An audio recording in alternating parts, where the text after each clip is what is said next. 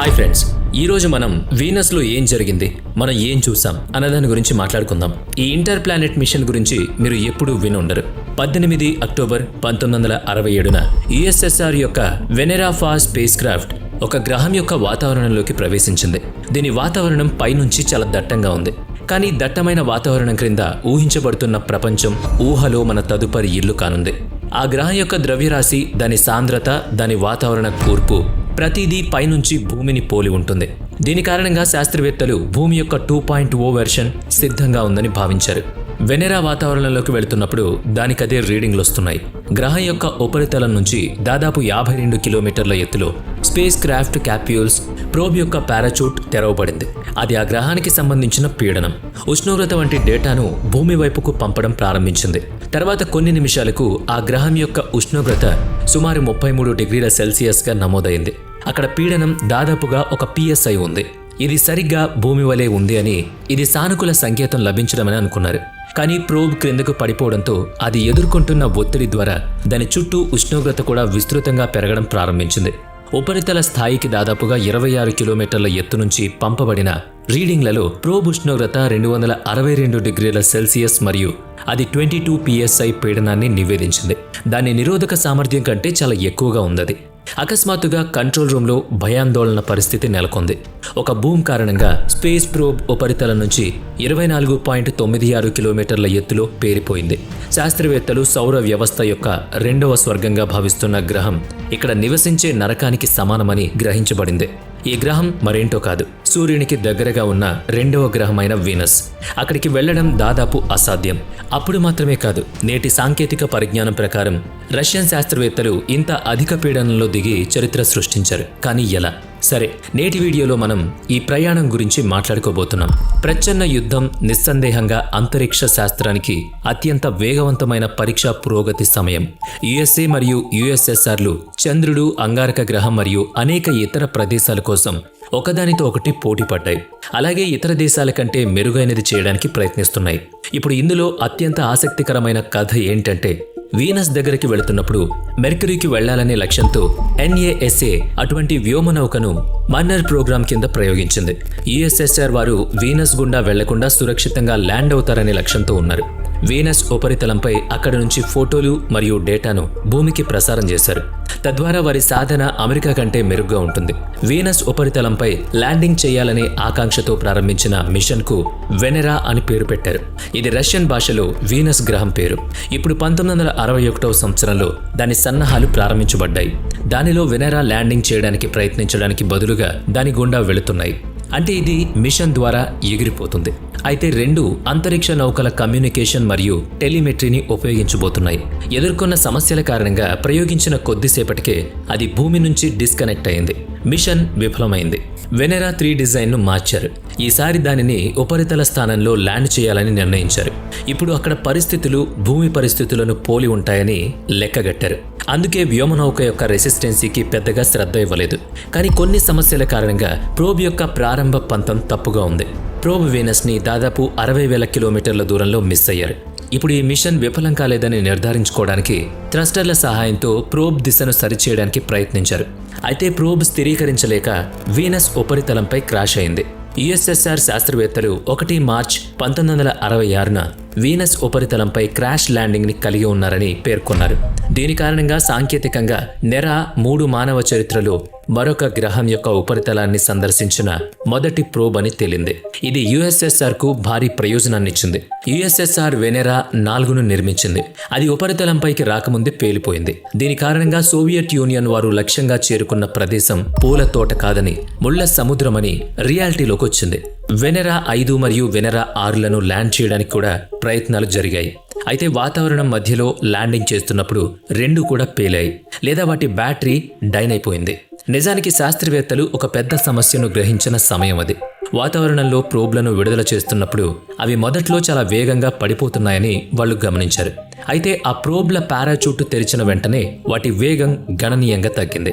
అంటే అవి అకస్మాత్తుగా బ్రేక్ చేయబడ్డాయి. దీని కారణంగా ప్రోబ్లు తీవ్ర ఒత్తిడిని ఎదుర్కోవాల్సి వచ్చింది. 90 నిమిషాల పాటు ఉష్ణోగ్రతను అడ్డుకోవడం ఆచరణాత్మకంగా చాలా కష్టం. ఈ సమయంలో ప్రోబ్ స్థిరంగా ల్యాండ్ చేయబడదు మరియు గాలుల కారణంగా దాని పంథా మార్చుకోవచ్చు మరియు దాని విధ్వంసానికి అవకాశాలు కూడా పెరిగిపోతాయి. దీని తరువాత నెరా 7 అన్ని ఇతర వెనెరాస్ నుంచి పూర్తి భిన్నంగా మరియు అనేక రెట్లు బలంగా తయారైంది. ఓడ చుట్టూ టైటానియం మందపాటి పొరతో తయారు చేయబడింది.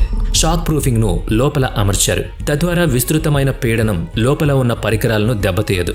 పరీక్షలో ఈ ప్రోబ్ 2600 PSI ఒత్తిడిని మరియు 580 డిగ్రీల సెల్సియస్ ఉష్ణోగ్రతను కూడా తట్టుకోగలదని నిర్ధారించుకున్నారు. తద్వారా అనేక మార్పుల తర్వాత వెనెరా 7 యొక్క బరువు దాదాపుగా 490 కిలోలకు చేరుకుంది. ఇది మునుపటి వెనెరా ప్రోబ్ల కంటే చాలా భారీగా ఉంది. వాతావరణంలోకి ప్రవేశించిన తర్వాత పారాచూట్ తెరవగానే దాని వేగం చాలా త్వరగా తగ్గిపోతుందని మరియు ప్రోబ్ వాతావరణంలో ఎక్కువ సమయం గడపవలసిన అవసరం లేదని శాస్త్రవేత్తలు గమనించారు. అందుకే 200 డిగ్రీల సెల్సియస్ ఉష్ణోగ్రతను తట్టుకోగల పదార్థంతో తయారు చేసిన రీఫిల్లింగ్ లైన్ను పారాచూట్ను కట్టారు. ఇప్పుడు ఈ రీఫిల్లింగ్ లైన్ కారణంగా ప్రారంభంలో పారాచూట్ 19 అడుగుల వరకు మాత్రమే తెరుచుకుంటుంది. దీని కారణంగా ప్రారంభ దశలో ప్రోబ్ యొక్క అవరోహణ వేగం పెరుగుతుంది. అయితే ఉష్ణోగ్రత పెరుగుతూనే ఉంటుంది. ఈ లైన్ కరిగిపోతుంది. దాదాపుగా 13 నిమిషాల తర్వాత వాతావరణంలోకి ప్రవేశించినప్పుడు రీఫింగ్ లైన్ పూర్తిగా కరిగిపోయి పారాచూట్ మళ్ళీ 27 చదరపు అడుగుల వరకు పూర్తిగా తెరుచుకుంటుంది. ఇక్కడి వరకు ప్రణాళిక ఖచ్చితంగా సంపూర్ణంగా కొనసాగుతోంది. ప్రోబ్ యొక్క అవరోహణ వేగం చాలా ఎక్కువగా ఉంది. అది అన్వేషించలేక వీనస్ యొక్క ఉపరితలంపైకి దిగబోతోంది. అయితే రీఫిల్లింగ్ లైన్ తర్వాత కేవలం 6 నిమిషాలు గడిచాక ఈ వ్యోమనౌక వీనస్ గ్రహంపై దిగడానికి శని చాలా ఎక్కువగా ఉందని తెలిసింది. ప్రోబ్ యొక్క పారాచూట్ చిరిగిపోవడం ప్రారంభించింది. ల్యాండింగ్కు కొద్ది నిమిషాల ముందు పారాచూట్ ముక్కలుగా నలిగిపోతుంది. వెనెరా 7 చివరి క్షణంలో వీనస్ ఉపరితలంపై కూలిపోయింది. ఇప్పుడు దాన్ని విశ్లేషించినప్పుడు ప్రోబ్ యొక్క యాంటెన్నా తప్పు దిశలో మారిందని కనుగొనబడింది. దీని కారణంగా ప్రోబ్తో కమ్యూనికేట్ చేయలేకపోయింది. విజయానికి చాలా దగ్గరగా వచ్చిన తర్వాత మరోసారి విఫలమైంది. అయితే ఈ మిషన్ టేప్లను రేడియో వ్యోమగామి ఒలెగ్ రిజ్కా కొన్ని వారాల తర్వాత సమీక్షించినప్పుడు వెనెరా భూమికి ప్రసారం చేస్తున్న ఆ టేపుల్లో దాదాపు 23 నిమిషాల పాటు చాలా బలహీనమైన సంకేతాలున్నాయని గమనించారు. ఈ ప్రసారంతో వెనెరా 7 మానవ చరిత్రలో మరొక గ్రహం యొక్క ఉపరితలం నుంచి డేటాను ప్రసారం చేస్తున్న మొదటి మానవ నిర్మిత వస్తువుగా మారింది. కానీ ఈ మిషన్ గురించి ఇది మాత్రమే పెద్ద విషయం కాదు. ఇది 7 నెంబర్ కాబట్టి ఖచ్చితంగా చరిత్ర సృష్టించబడింది. ఆ బలహీనమైన డేటా ద్వారా వీనస్ ఉపరితలం యొక్క ఉష్ణోగ్రత 475 ± 20 డిగ్రీల సెల్సియస్గా నమోదైంది. ఇక్కడ వాతావరణ పీడనం 1310 ± 220 PSIగా నమోదైంది.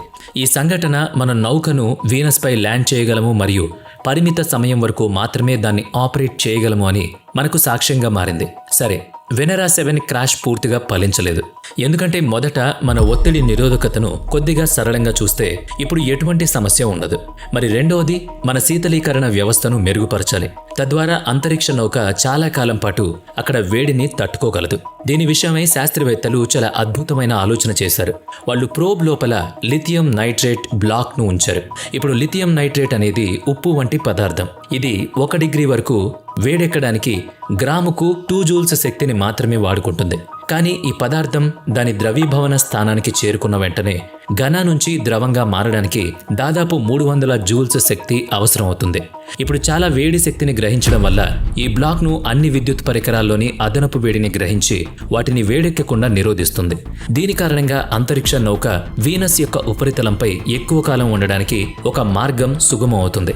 ఇది మాత్రమే కాదు, అంతరిక్ష నౌక కూడా చాలా శక్తిని పొందుతుంది. ప్రెజర్ రెసిస్టెన్స్ 105 బార్కు తగ్గించబడుతుంది. తద్వారా ఖర్చును తగ్గించేటప్పుడు ప్రోబ్లో మరిన్ని పరికరాలను అమర్చవచ్చు. అన్ని సన్నాహాల తర్వాత 1972వ సంవత్సరంలో మరోసారి వెనెరా 8 మిషన్ను వీనస్ వైపు పంపారు.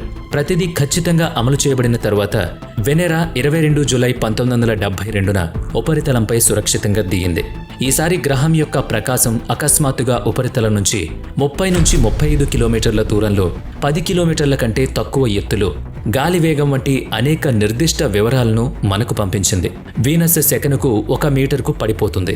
ల్యాండింగ్ తరువాత ల్యాండర్ దాదాపు 50 నిమిషాల 11 సెకండ్ల పాటు వీనస్ నుంచి భూమికి డేటాను పంపుతూనే ఉంది. అక్కడ కఠినమైన పరిస్థితుల కారణంగా అది ఆగిపోయింది. 50 నిమిషాల్లో అక్కడి తీవ్ర ఉష్ణోగ్రతను ఎదుర్కొనేందుకు శాస్త్రవేత్తలు అద్భుతమైన పరిష్కారాన్ని కనుగొన్నారు.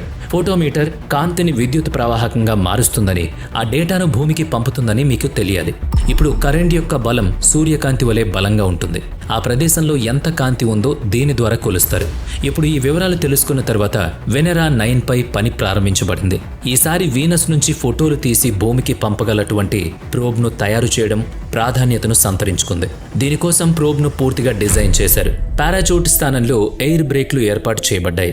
ల్యాండర్ ఎక్కడ ల్యాండ్ అవుతుందో అక్కడ అమర్చడానికి వీలుగా క్రింద ఫ్లాట్ ప్లాట్ఫామ్లను తయారు చేశారు. కెమెరాను కూడా ఓపెన్లో ఎక్స్పోజ్ చేసి ఉంటే అది ధ్వంసమయ్యే అవకాశం ఉంది. కాబట్టి కెమెరాను ప్రెజర్ వెజల్లో ఉంచి ప్రెజర్ వెజల్ చివరన లెన్స్ యొక్క మరొక 180 డిగ్రీస్ ఇమేజ్ ఏర్పాటు చేయబడింది. ఈ కెమెరాపై ఒక సీసం ఉంచబడింది. అది అవరోహణ సమయంలో వాటిని రక్షిస్తుంది. అది ల్యాండ్ అయిన వెంటనే పాస్ అయి పడిపోతుంది. వెనెరా 9లో 2 కెమెరాలు అమర్చబడినప్పటికీ వాటిలో ఒకటి మాత్రమే ల్యాండ్ కాలేదు. దీని తర్వాత ఇది క్రియాత్మకమైంది. దీని వెంటనే వెనెరా 9 నుంచి వెనెరా 14 వరకు ప్రతి ఒక్కరూ వీనస్ యొక్క అనేక చిత్రాలను తీశారు. నిజానికి చెప్పాలంటే మరొక గ్రహాన్ని చాలా దగ్గరగా చూసి నా కళ్ళలో ఆనందంతో కన్నీళ్లు కూడా వచ్చాయనుకోండి. నాకు ఈ దృశ్యాలు చాలా అందంగా అనిపిస్తాయి. మరి దీని గురించి చాలా తక్కువ మందికి తెలుసు. ఇది చాలా ఆశ్చర్యకరమైన విషయం. రష్యా సాధించిన ఈ పెద్ద విజయాన్ని అప్పట్లో వాళ్ళు సెలబ్రేట్ చేసుకోలేకపోయారు. అప్పుడెందుకు? ఇప్పటి వరకు ఈ విషయం మనకి కూడా సరిగ్గా తెలియదు కదా. వీడియో నచ్చితే లైక్ చేయండి, షేర్ చేయండి. ఇప్పటి వరకు మన ఛానల్ని సబ్స్క్రైబ్ చేయనట్లయితే ఇప్పుడే సబ్స్క్రైబ్ చేసుకుని పక్కనే ఉన్న బెల్ ఐకాన్పై క్లిక్ చేయండి. నెక్స్ట్ వీడియోలో మళ్ళీ కలుద్దాం. Thanks for watching.